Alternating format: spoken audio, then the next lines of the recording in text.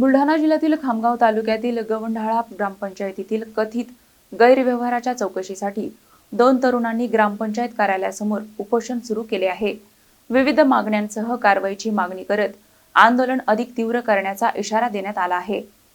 बुलढाणा जिल्ह्यातील खामगाव तालुक्यातील गवंढाळा ग्रामपंचायतीतील कथित गैरव्यवहार, विकास कामांमधील अनियमितता आणि प्रशासनातील पारदर्शकतेच्या मागणीसाठी गोपाल पांढरे आणि महेंद्र पाटील या तरुणांनी ग्रामपंचायत कार्यालयासमोर उपोषण सुरू केले आहे।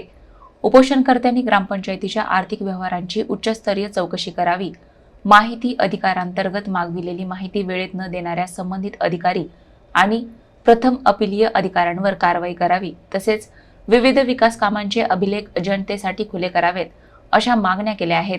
याशिवाय संबंधित ग्रामसेवकाच्या कार्यकाळातील कामकाजाचीही चौकशी करण्याची मागणी करण्यात आली आहे।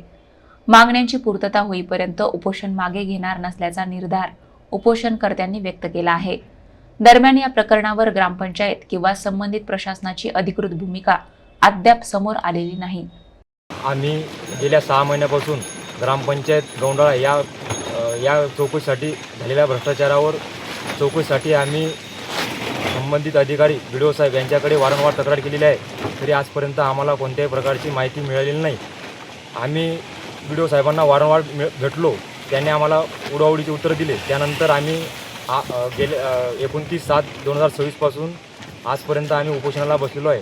जोपर्यंत आम्हाला संबंधित दोषी अधिकाऱ्यांवर